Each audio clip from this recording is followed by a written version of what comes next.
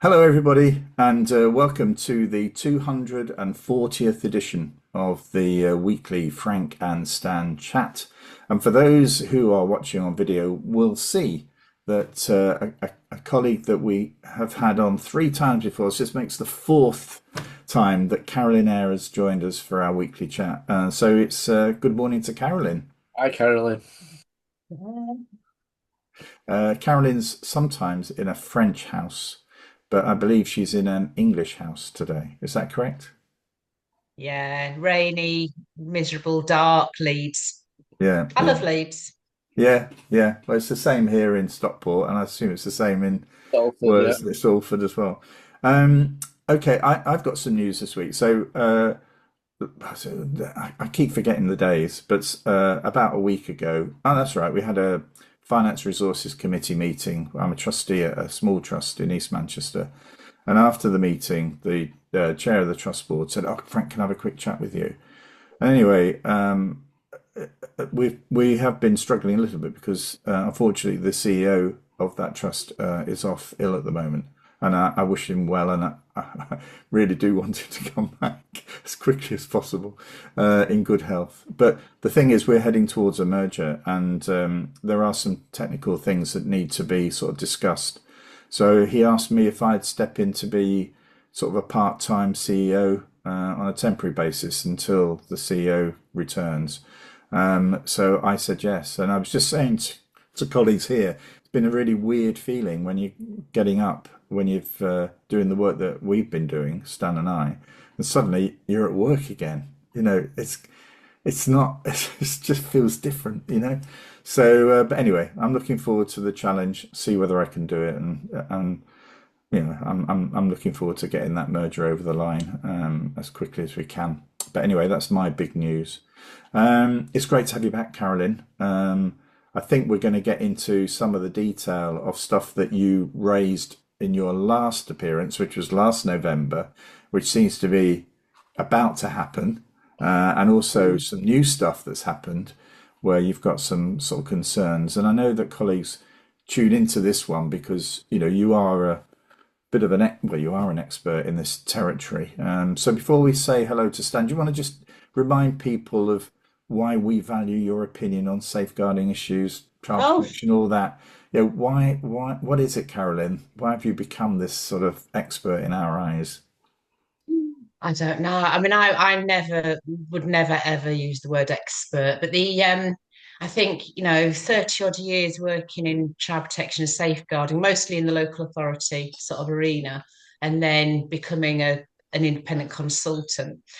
Um, I have time. I have time to look at the detail of things and to read behind Yeah. a document to see what the legislation is that supports that, and then to describe that and draw pictures of that for the people that are actually doing the work. So I do a lot of work with individual schools, MATs, but I also work with a lot of local authority education safeguarding advisors. We have a national network, and sometimes people are so busy that I don't have time to actually read the document and go, okay, well, I wonder where that's come from. And as I get older, I think I'm becoming more and more conscious of how important it is that we hold the stories, that we remember the stories of how we ended up where we were. And I'll come back to that actually when we're talking about Ofsted. Well, that's really interesting because we haven't published it yet, or broadcast it yet. But last week, Stan and I had a chat with a guy who is an eminent sort of education figure, and he is in his early 80s. And I don't want to spoil it by revealing all, but actually, this guy, Les Walton, was saying that it's very important to understand where you've come from, but also Yeah. where you're heading. So he viewed it as sort of like street lamps. That it's very easy for street lamps to, as you walk past them, to come on, and then as you walk past beyond that, to go off, and the next light shines. And actually, here he was saying that it's very important that some of those lights that have gone in the past remain lit, and also that some of the lights coming up are also lit. Yeah, because it's not just a moment in time. Yeah, we are where we are because of some things that have happened in the past.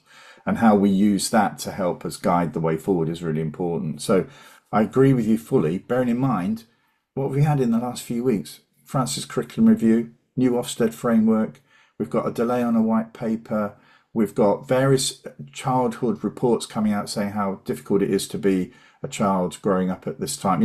All of this happening, and you're still leading a school, or you're Yeah. still sort of teaching, sort of, I don't know, 90% of the week. How are you able to get your head around it? Well, you can't. So you're relying on people like us to have the time to dig deeper and to alert people to it. So, yeah, I'm talking too much now. Sorry, Stan.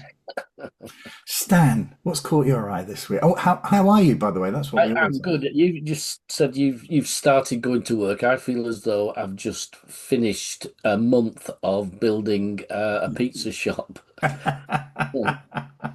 My son-in-law has opened last night a pizza shop locally, and in the What's it meanwhile, called? What's it called, Stan? called Gavin's Pizza Co. But Pizza Co. And it's yeah, in where? it's in Tilsley, Tilsley. and For those of you who don't know, that's in Manchester, isn't it? Or Salford. it's close. It's Wigan Way. It's Wigan Way. Oh, it's north. Yeah, north of that. But what was interesting it is, and I want to mention this, is between us starting it and us opening it, he won a national award for Pizza Chef of the Year in London, and with all the glamour and everything that went with it. And so we had a sort of a break while he was awarded this really significant award. So I'm really proud of him. And last night I saw how hard he works when he had some guests in, probably about 15 people, Right. shop that'll fit about six, and all saying, "Well, can I try that one? Can I?" Because it was all just free trials of what he was doing. So he was working like mad last night. So I'm really proud of him. But I Uh, do feel as though now I've finished that yes, project. I've finished now. I can yeah. move. But it talks though about the requirement for a broad experience when you're at school and a broad experience as you grow up. Yeah. Still our children still rely on me as Mr. DIY man. Yeah. Even on some of the really, just a screw being drilled into a wall, and if it's like not a brick wall, what do I do? Sort of thing. So, and I'm nowhere near at your level, Stan, nowhere near. But these sorts of things seem, for some people, seems to be stuff that they were either never taught or don't really want to get involved in it. But it's all part of my It is. woodwork class. It's It's all part of my casual things. metalwork class that I attended. Casual things like Gavin saying, "Oh, did I mention it? It needs a second door because you need to have two doors between the bathroom and food preparation area, and where the gap is, there isn't room for a door. So I had to install a sliding door, which I'd never done before, but Yeah. needs Well, must. And now there's a sliding door. And I have um, to say, I also like my DIY, and I've done my share of dovetail joints and wow. fitted wardrobes from scratch and wallpapering. I'm a great wallpaper, Yeah. but I listened to last week's show and couldn't get my head around this, Stan. I mean, there's DIY and then there's refitting a shop. It's Yeah. another level. Absolutely. It's not really. I spent when I retired from being an advisor, which I never really retired, but when I stopped that as a paid job, I did some work on my own house with a friend who's a builder, and he was brilliant, absolutely brilliant in teaching me simple things, but sort of rules of thumb. We don't do the easy way out. We do it right, and when it's finished, people look at it and know that you've done it. So it's got to reflect your standards and values. And I learned so much from him over a 12-month period doing DIY stroke bits of work on my children's house with him as a kind of mentor. That now I am. Well, I'm capable of doing most DIY stuff, but I think a lot more about it than I used to before I do things. Yeah. Well, I'll put some photos at the end of this video to show you Stan's handiwork. It is very impressive. It is. Wow. Um, Anyway, let's get on to what's caught your eye apart from pizzas and refitting shops and things. Dan, what's caught your eye this week? It's return to Goodhart's law, which I think I'm going to return to time and time again. And Goodhart's law, for those who don't remember, it says when a measure becomes a target, it ceases to be a good measure. And this is in schools typical of years ago when we were on the number of children who achieve level 2 or level 4, etc. The moment you set that as a target, then it's no longer a measure because people game the situation. People Mm, work to, and as I know because I encouraged it at the time, rightly or wrongly, when we were talking about getting children over a certain level at the end of Key Stage 2, I used to say concentrate on those mm, marginal ones. Don't concentrate on the ones that are, going to walk it. Concentrate on those that you can get over the line, which is right for the school's results, but wrong for the fact that once you start to concentrate on a few children, mm, there's a lot of children don't get the support that they need. And this is now with the early years, the expected level of development. The DFE are now saying the target is 75% of children. Now, if that target becomes a school target, then what will happen is the most deprived children will probably be excluded almost in order to get those that might get to a level of development, a good level of development. The time will be spent with getting them over the line rather than giving equal support to all those disadvantaged children who are not there. And I just think, I mean, I'm pleased to say there's a Professor Eva Lloyd from University of East London and Dr. Tammy Campbell of Education Policy Institute that have already raised red flags and said this is a real danger to mm. how early years should be working. And the issue here is around the ridiculousness of the phonics screening test in year one, where it bears no relation to statistical analysis. You know, it's things like a standard approach whereby there's a hump in the middle and then you have your tails on either side. This is like a cliff edge. So there is a score at which you pass, a score which you don't pass. I wouldn't say fail, but you continue to have to do it then as part of the year two work. And actually, that cliff edge is strangely, it rises very, very closely to the pass mark. You know what I mean? And then it drops dramatically down. There's no natural curve here at all. And that again is probably an example of Goodhart's law, where it's all about just getting the children over the line because then they don't have to concentrate on it in year two. Well, they do, but you know what I mean. It's meta standard. So and again, you know that who's that for? It's probably for an external purpose rather than it Yeah. being for the individual, you know, pupils concerned. Um, yeah, Carolyn, what's caught your eye?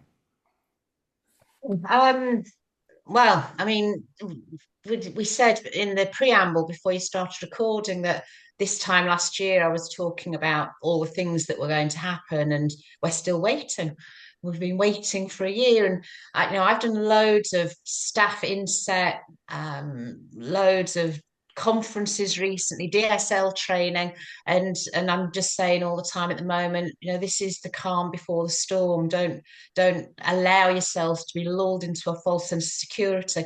We got Qiqi in September, and despite all the noise last year about it being completely different this year, there was they had a call for evidence, there was a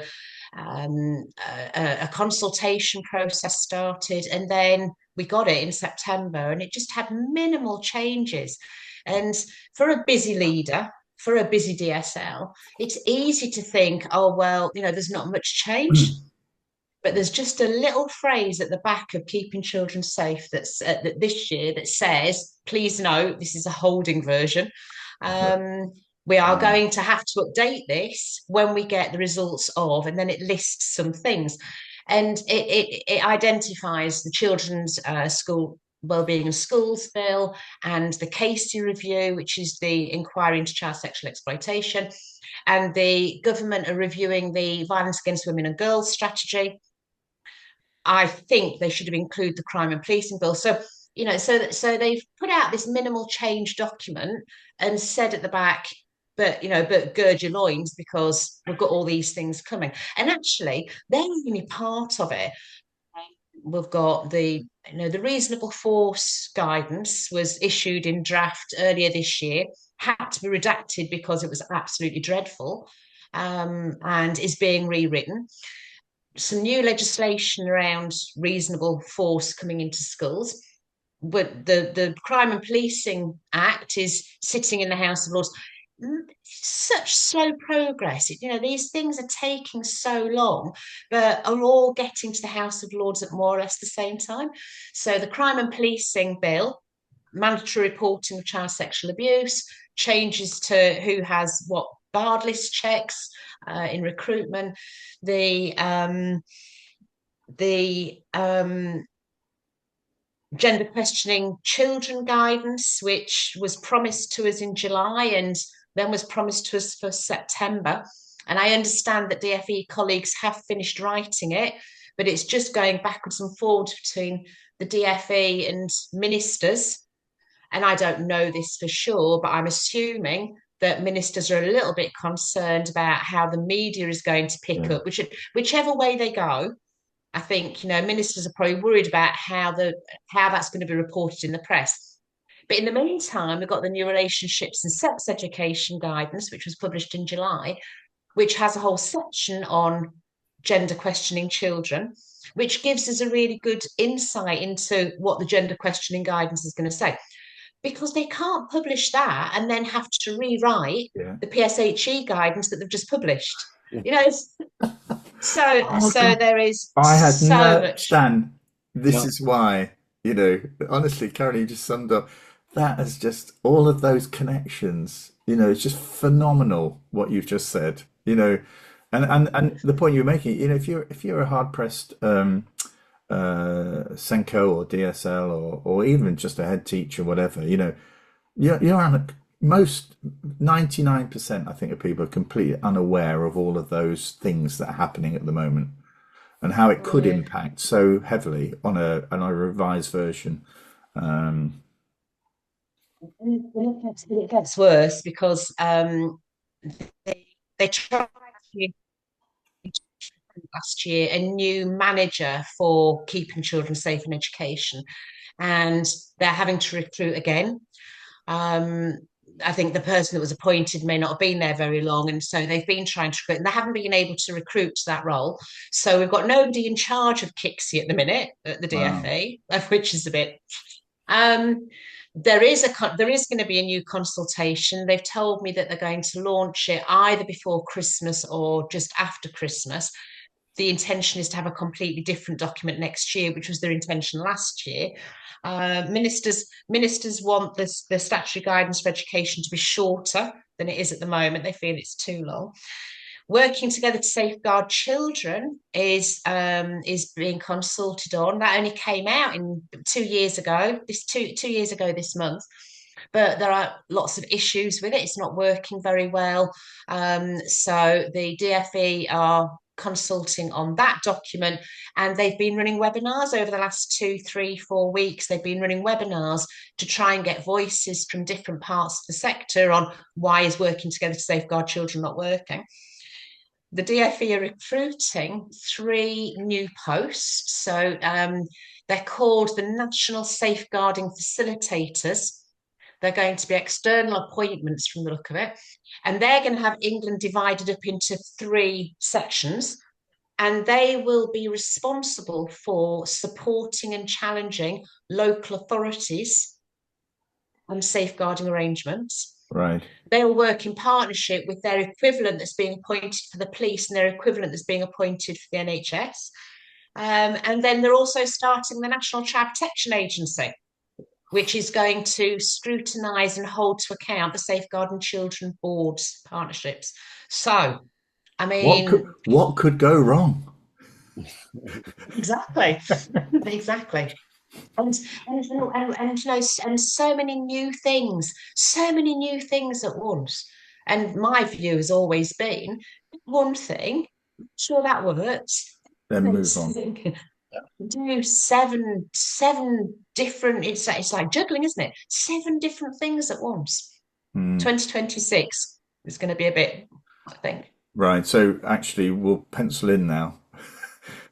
We'll get it in for our 2026 edition, and probably just have to do that as a safeguarding or a child protection update, just for you, Carolyn. I think there was, I think before the chat, Stan. Well, I was making the point that in some respects, having said all that, the fact that it's all sort of slipped past me as if I was completely unaware of the full extent of all that. It's probably how many schools are viewing safeguarding. But then you said, well, there's actually something at the moment with regard to Ofsted that is causing you some concern, and that is, I think, the elements within the safeguarding part of the new framework. So I don't know if you want to sort of just amplify your views on that. Yeah. Well, I mean, it on the face of it, it says, doesn't it, in the framework, safeguarding is still going to be a met, not met judgment, and to be able to understand and sort of consider why that is the way it is, you have to be able to remember the stories of before, and the Nigel Leak case is particularly relevant. And some people sort of won't know the Nigel Leak case. Nigel Leak was a teacher who was convicted in 2011 for probably about 14 years of sexually abusing children in a first school, so very small children. And all the flags had been missed, all signs had been missed. And critically, Ofsted had visited that school 3 times while Nigel Leak was working there. And it was in the days of qualitative judgments around safeguarding. And Ofsted had been effusive about the school's arrangements. Staff, do everything they can to protect children. Safeguarding arrangements are effective because the staff will always act to protect the child. And it turned out, of course, that none of this was right. Staff that did have concerns about Nigel Leak did not report. The head teacher failed to act. And it was very embarrassing, I think, for Ofsted when the inquiry, the serious case review, asked Ofsted for their evidence for how they'd come to these judgments. What had made them believe that safeguarding was so amazing there? Because that had lulled both the governors and the local authority into a false sense of security about how safe the school was. And Ofsted very soon after that serious case review said, we're not going to be making qualitative judgments about safeguarding anymore. It was a really, really tough time for Ofsted, and they said we won't do it. And I believe that although they're sticking with that, what they're doing is bringing qualitative judgments about safeguarding in through the back door. I think the when you look at the headings, and Stan said earlier, the safeguarding judgment descriptor is the first one, but we've got inclusion, and we've got attendance and behaviour, and we've got children's personal development and well-being. You cannot possibly separate those out from safeguarding. Leadership and management. Can you be a great leader if your safeguarding isn't good? How can you show that you are an inclusive, fair school that thinks about all the stories of your children and makes sure that your classrooms are empathetic spaces where children can learn if your safeguarding isn't good? So my worry is that people that are really busy will work on safeguarding description and go, okay, we've got that. Our single central records is okay. We've got a child protection file. And then they won't think about this much broader safeguarding children. Yes. Because we know that safeguarding is that broad term. Yeah.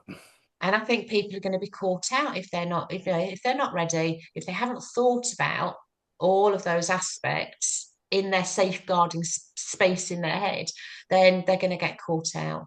But Ofsted won't present it as this school is not good at safeguarding, or say this school is not good at curriculum. And so, an example, in Qiqi this year, they've introduced a fourth whole school. So we've got the whole school or college approach to safeguarding, and we've got the whole school or college approach to online safety, and we've got the whole school or college approach to mental health and well-being. And now they've given us the fourth in the set, which is the whole school or college approach to the preventative curriculum.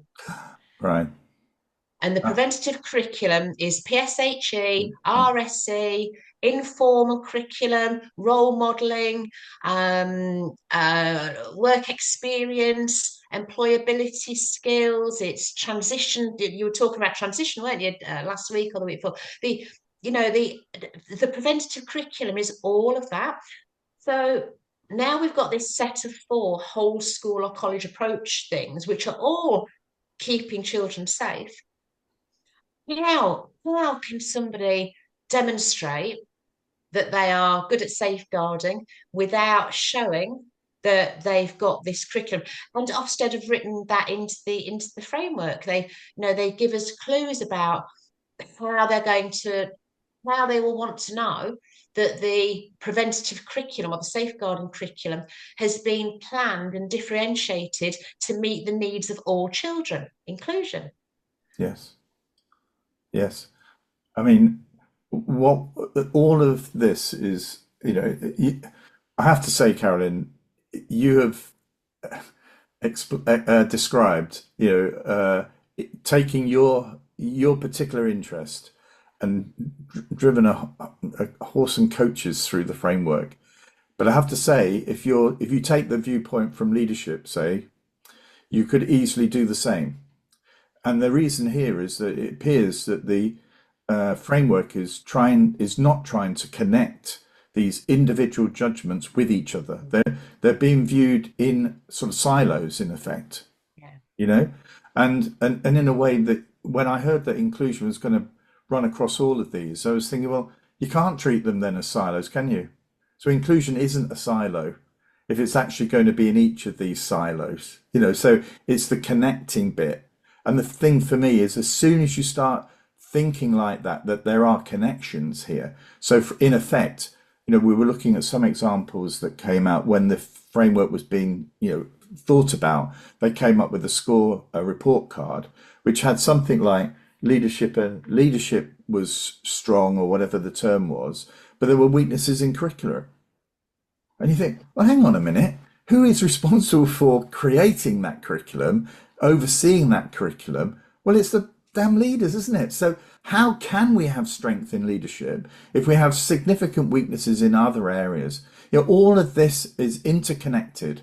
And that was one of the strengths I felt. One of the things, and I'd like Stan to give a view here. When I became an inspector, a lot of the time was spent connecting evidence in one area and its impact on another. That was the biggest challenge. Intellectually, that was a massive jump for me. What did you think, Stan? Yeah, I did, except I started to take exception when there were judgments that made an overall judgment impossible. Because my example was a head I knew who was put into another school to try and sort it out. He was an exceptional leader.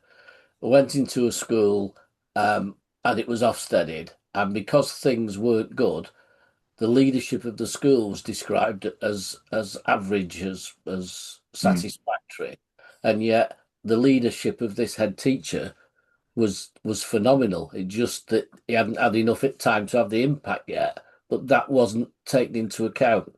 So as he put it, you've given me a beige cardigan to wear now until my next inspection. And so there's that element that you need to put something into context. Let's say a teacher that nobody was aware of was doing something abusive, having photographs on his computer at home, etc. There's very little chance that you could find out about that until the police found out and it was exposed. And again, that might say, oh, well, leadership can't be good because of this. Well, it's like the one that got me this week was, what's Keir Starmer doing about the fact that they've released prisoners from Wakefield Prison when they shouldn't have done? Well, there's a bit of a disconnect there between the Prime Minister and somebody doing admin in a prison somewhere. But it's what we do now. We go to the highest possible person and blame them Mm. for what's going on. I just think limiting judgments are always a worry to me because I'd like to know in a school what's the how effective is the head teacher in leading most things. If there's an issue with some of it, that might not actually link directly to the head teacher's leadership or to a curriculum leader. You know, a child didn't quite understand the Vikings. All right, well, subject leadership's going down the pan then. It, it's just that Yeah. element of linking things together that haven't really got it's like causal Uh, um whatever they call on data, whether it causes it or whether mm. it's something else that's affected in the same way. I Do you just know, not sure. this is all, sorry, Carolyn, we'll get back to you, but can I just share something I've never shared on the Frankistan chat before? When I had a role as responsible for something called joint area reviews, which is basically local authority inspections of children's services. And it was around the time of the issues around Haringey. And what happened was, prior to that, I inherited a framework which was just impossible to deliver on. You know, you would it was it was just so complicated that most inspectors didn't understand it, and most of the people that were being inspected didn't understand it, and its reach was far too wide. So I was asked to do a review of this, which I undertook. And I remember coming in and new to this area and just looking at, I remember West Sussex, where I think inspectors were flown by a helicopter over West Sussex to give them a sense of the area and, you know, the communities. And when I heard about that, I thought, how the hell are you going to collect the evidence for how effective safeguarding is in West Sussex? I mean, how is that possible? You know, and what I was saying was that all we can say is that from what we know, the judgment should be from what we have seen, what we've interrogated, we believe safeguarding arrangements to be safe in West Sussex. Well, that fell like a bag of sick in Ofsted because they wanted the definitive judgment. You know, it's safe. So I said, well, can we not say it appears safe? Well, that was like a red rag to the bull. Honestly, these were things where you thought, oh my, to be honest, you're in a sort of meeting with all those directors and they're looking at you thinking, what the hell are you talking about? You know, of course it's got to be safe or not safe. And you're thinking, well, you haven't bloody well looked at the evidence, have you? You haven't seen the evidence that we have not seen. You know, and it's always the bits, picking up what Stan was saying, the bits that you can't see, you Yeah. know, that actually are where things are probably at their worst. You know, I worked in an authority where the Director of Children's Services declared that all children will be safe in this authority. And when people said that's just a ridiculous statement because we can't be sure of that, he said, well, what percentage of children not safe do you want me to put? And it wasn't a sensible argument. You know, the fact that he was suggesting that every child could be safe when you cannot possibly know what's going on in a household, no, but you can't know that, and therefore you can't declare that. His defense was, well, tell me what percentage, you are prepared to accept right. of children that will be damaged or abused or something. And it's just, I'm just bringing it into Carolyn. I mean, when you do work in various settings, how concerned are you about the evidence that you're not seeing, as well as the evidence that you are seeing? And how does that play into your sort of evaluation or your comments that you make to colleagues who perhaps have asked you to come in and give a view as to how effective some of these arrangements are? It's a little different, isn't it? Because, I always say I'm not doing a dummy inspection. I don't believe in dummy inspections. What I'm looking at is how well you are meeting the responsibilities that are set out in keeping children safe in education. isn't what Ofsted are doing. Ofsted are not measuring schools against Qiqi. Ofsted are measuring schools against a little list of things to come up with. So I'm looking at it from a different angle. There are some good things. There are Yeah, some good things in the new framework. So they talk about how they will make judgments whether safeguarding is met or not met. They talk about they're describing a culture almost, and I don't think anybody could object to those things. They talk about practitioners, safeguarding leads, head teachers, SLT being reflective practitioners. They're able to look at how they dealt with something and then consider whether they would do things differently the next time. Ofsted want to see evidence that when they're dealing with an issue, they seek expert advice. So they go to their local authority education safeguarding team, or they come to somebody like me or you, or the people that they can go to, or the DSL of a neighbouring school who's got more expertise. They want to see evidence that DSLs are taking that expert advice from others. And then there's a phrase, if I just find it, making sure that safeguarding decisions are accessible for scrutiny. So that they're going to be looking at the files, they're going to be looking in a child's file, and they want to see the rationale. So this member of staff raised this concern. What did you do about it? And critically, why did you do that? Or why did you not do that? And I think, any DSL or SLT or safeguarding team that cannot show they're working out we should be concerned about. yes. We teach children from being very small to show they're working out. And I've been involved in a number of situations recently where the safeguarding lead has not had that record of why they did or did not act. So they're going to have to get better. So, 5 years ago, all of the money that I made was on single central record. Now, really, it's record keeping, getting record keeping good. And I'm really pleased to see that in the inspection framework. Well, it's good to. School who use CPOMs, and they said, everything goes down on it, and I said, but do you put how things are resolved on it? Do you actually end? This parent said this.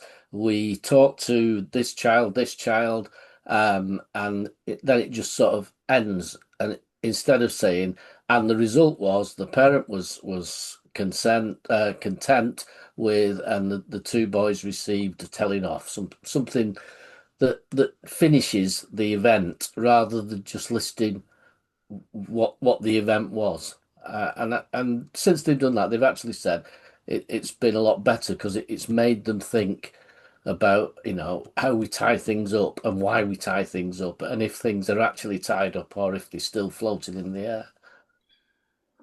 Well, all of this, always just reminds me of how little I know. So, but it also makes me aware of how complicated. We should not underestimate the challenges of getting a school inspection framework right.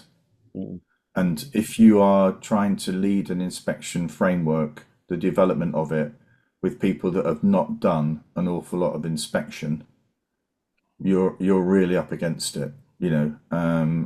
I have to say, we worked, Stan, with a woman called Miriam Rosen, who became the chief inspector, and Miriam was an inspector. So I led on the development of the January 2012 framework with Miriam. It's called the Rosen framework.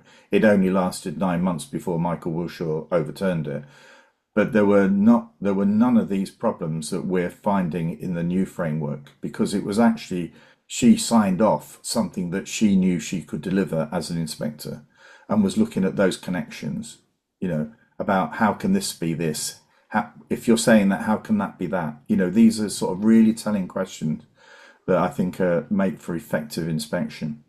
But for me, what you've done in the conversation we've had there is realise that really there ought to be a statement attached to Ofsted, especially now that says these judgments are based on the evidence we were able to see, and we reserve the right to have made errors from things that we weren't made aware of, or didn't get the opportunity to examine. Yeah, I mean, and when you think about the slither of that evidence, that Stan, they're doing a 6 pupil case sampling, aren't they? All the time. In a school with 2,000 pupils and drawing evidence from that. What? And actually, they're not selecting the 6. They don't know, or they might try and select the 6, but the school will give you the 6 that they want you to have. It's complete. Well, I was nearly going to swear, but it really is terrible. But anyway, what I want to my bit. Sorry. Go on, Carolyn. Sorry, I was just going to say, I find I'm swearing a lot more recently. I was watching the recording of the 5 inspectors. It was great. I mean, what a great recording that was. But I did have a little bit of a laugh to myself because I think you, Frank, raised the topic of the 50 online courses that were being done. Yes. I have a friend who's an Ofsted inspector, an associate who's an Ofsted inspector, who told me that they'd had training on how to talk to children. And isn't that preposterous? The idea that somebody needs training on how to talk to children in order to be able to inspect schools. I've lost. A colleague said to me, actually, I was picked up by Ofsted because I hadn't done, I don't know what module it was, module 37 and 38, asking, why have you not done it? And the colleague said, I wrote it. Anyway, what I was interested in was some research that came out from Manchester University. It was in a tweet from a guy called Neil Humphrey, who was actually one of the authors. And basically, it starts to unpick what is happening with internal exclusion, which actually sits in this sort of like safeguarding area, isn't it? And there is a sort of narrative going around that actually, this is necessary in order that everybody can have a safe classroom, to work within, because that's the only way that actually students are actually going to make progress. And the report makes absolutely clear it is important that every class is a safe place to learn in, where there's respect and whatever. But what they're starting to do is to analyse, well, what are the reasons why some students, particularly students, because it's mainly secondary, are being excluded? And it's quite shocking about some of the reasons why they're being excluded, whether that's about a haircut, whether that's about not wearing the proper socks, wearing trainers instead of shoes, all of this stuff. So, they're not disputing the fact that you need to have some sanctions against things where a member of staff is perhaps pushed or shoved or whatever. That needs to be de-escalated. And there is a debate as to whether or not these exclusion areas are the right place, but that's by the by. But Mrs. Norris, Arlene, my wife, has this thing about fairness in terms of internal exclusion, and she has it correctly, I think. It really annoys her when local schools seem to be putting children into exclusion rooms for really pretty petty stuff, because they have this view, a bit like in the New York police force when they tried to crack down on crime, pick out the little minor things and the bigger things will sort themselves out. But actually what's happening is that children are going off into internal exclusion. I won't say the school, but there are schools where that happens quite close to us for very, very minor offences, to their behaviour policy or to their dress, their school uniform policy. And what this research has found is that the outcomes for the children overall, for those that are excluded, are not improved, and neither are the ones who are staying within the classroom. That actually the issue here is you haven't actually resolved the issue. You've split the issue up into 2 components, and that isn't actually helping anybody, massively. And so, in a way, it's very interesting how quiet this has really been a big issue on social media. But the people that are promoting or suggesting that internal exclusion, and the way it has been used is right, they've gone very quiet on this. So it would be very interesting to see how this works. And I'll again put the link to the research. It's it is an acknowledged Manchester University research paper. It's in the British Education Research Association manual, not manual, but booklet that's produced. It is an officially acknowledged bit of research. It's not just somebody doing an MA or whatever. This is a proper piece of research. So it'd be really interesting to see how that plays out going forward. I think, Frank, that somebody with the wrong colour pen, or not having the pen, or having lost the pen, can end up in isolation. That's where I think, because the argument's always we need to create a classroom where people can work without being disturbed, and the image that then everybody gets is a disruptive pupil. And you can see the argument that if there's a pupil disrupting the class for everyone, then by removing that pupil, there is some the positives out of doing that. But when it's for, like, as you said, uniform or breaches, yeah. not having the right equipment with them, the official equipment. I mean, I did notice on the school near me where that children were expected to have a blue pen, green pen, I think it was.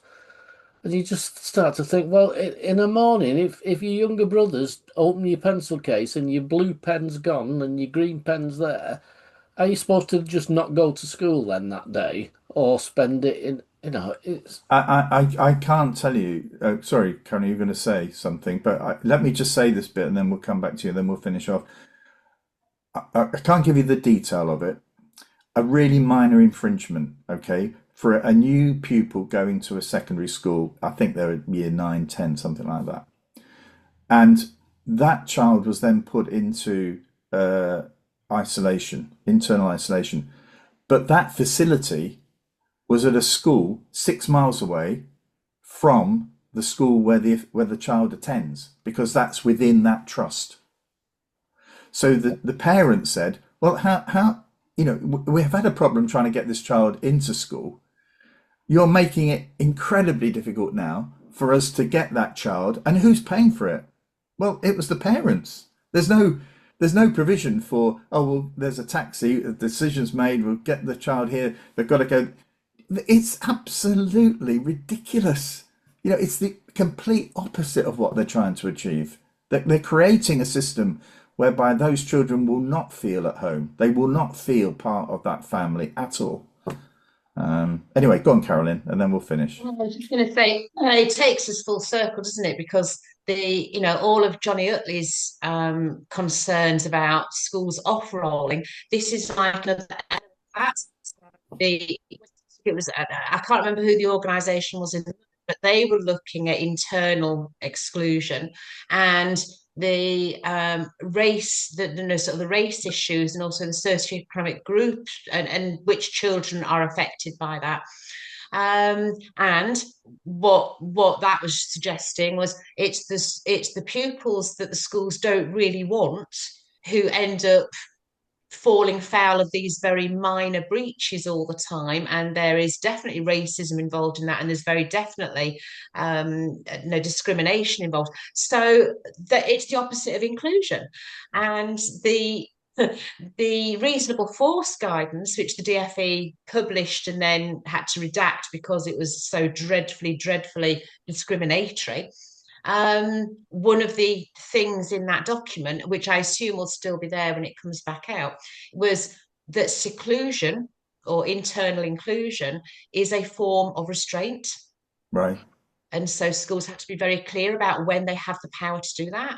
So that will make some of those, you'd think would make some of those organisations sit up and go, oh, perhaps we need to rethink whether we're actually discriminating against children's, we're violating children's rights by internally excluding them for these things.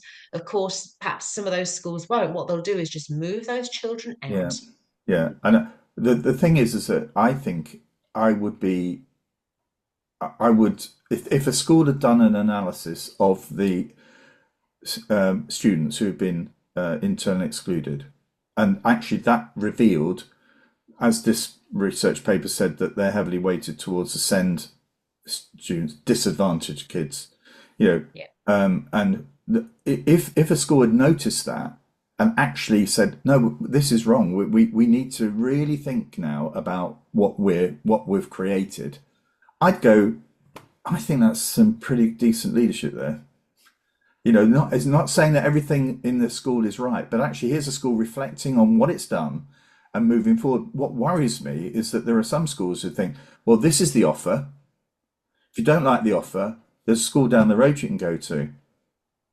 Yeah. Right, can I just finish you? I was talking to a head. This is the other side of the coin in a way. In a primary school, who've now got a child who they cannot manage. Only age 8, no, 7, they cannot manage. It doesn't have any access to the curriculum because of their needs. They are violent. They attack staff. The agencies won't send staff anymore. They've had to buy guards for the staff's arms because this child bites, and there's no specialist provision available with local authority. And the school are desperately wanting to keep, but as the head says, we're not helping the child. This child in the right settings Yeah. could be making progress. In our setting, we're containing them, but it's getting to the point where we can no longer do that No. because it's so physically so difficult to manage. And when he does get away from his carer, he attacks other children. Yeah. But the school have got nowhere to put other than Yeah, and I personally believe, that there are occasions when I'm not an advocate for, non-exclusion.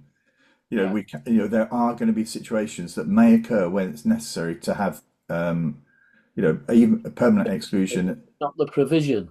But the thing is that it's where do these children, when you PX, this is always the bugbear for me, where's the responsibility of the PXing school about, well, what happens to the child? It's as if, well, that decision's been made, that becomes somebody else's responsibility. And for me, that responsibility is that school's responsibility. This is about making sure that journey works. You can't just say, well, that's it, they broke the rules, they're no longer part of St George's, primary school, that's somebody else's, the local authority's got to pick that up. I really think this is just, it is this business for me of, well, if you don't like it, you lump it.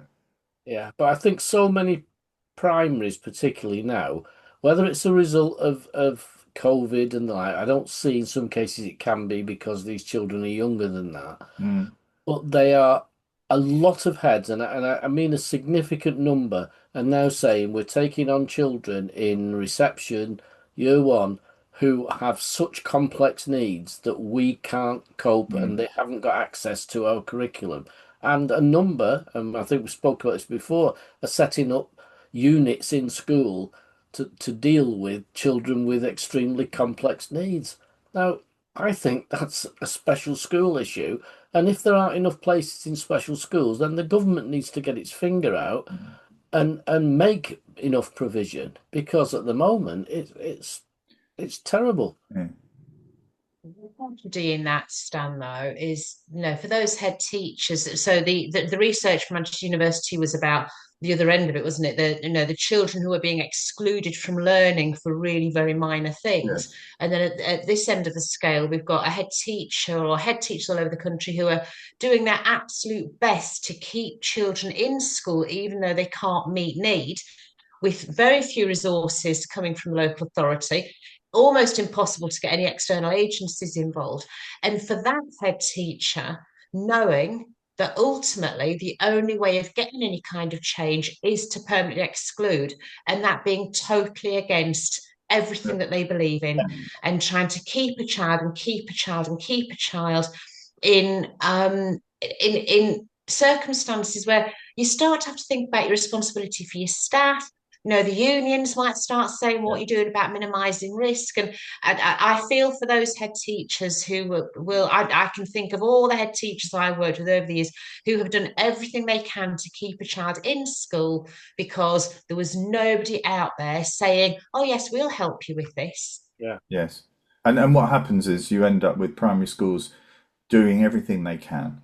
And then they have been able to manage probably as best they can with limited resources, and then that pupil goes to a secondary school where they're expected to move around 13 classes 13 teachers, constant moving, when in fact what's been a safe environment for them has been one teacher, one classroom, consistent group of children, and somebody knowing them very, very well. And in a way, it's set up to fail.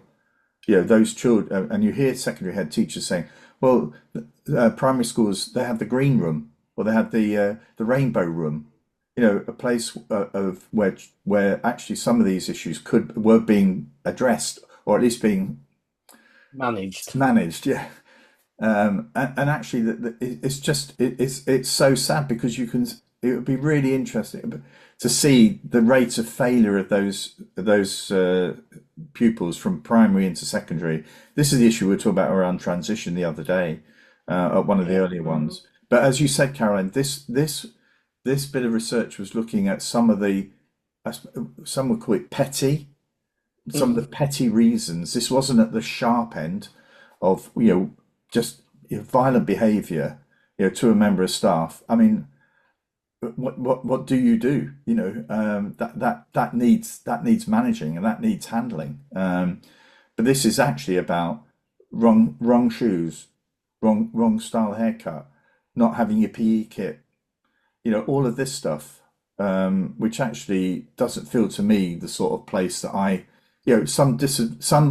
some poorer families some, not all, will struggle with some of those expectations. And in a way, the child is often getting blamed for things where in other families, parents or a carer will be stepping in to support, and that's not there. And the child is really being, in a sense, punished for some things where covering up is happening because of the support from within the wider family. So I can honestly say now, I can share, because Arlene, my wife, doesn't watch these, but I suspect she'll be interested in watching this little chat. So anyway, Carolyn, I was going to say, do you want to finish off? Was there anything you were going to say just as I ranted on, that I thought I got a feeling you were going to say? No, I think no. It's always lovely to talk to you. It's always find out about Stan's skills that we didn't know of. Well, steam engines and This has been pressed by safeguarding, because I've had to build a counter that if somebody sat the child on it, or if a child jumped on it, it wouldn't fall over on them. Oh God! And well, I'm not going to get into the insurance around this, Stan. But anyway, thank you, Carolyn, for joining us again. And again, we'll sort another date out for a similar time next year, when perhaps the storm has arrived and people are trying to manage it. But thank you very much. And Stan, thanks for your time. And we're on again next week. We've got a few to go before Christmas. So look forward to seeing you all in a week's time. Take care, everyone. Bye-bye. Thank you.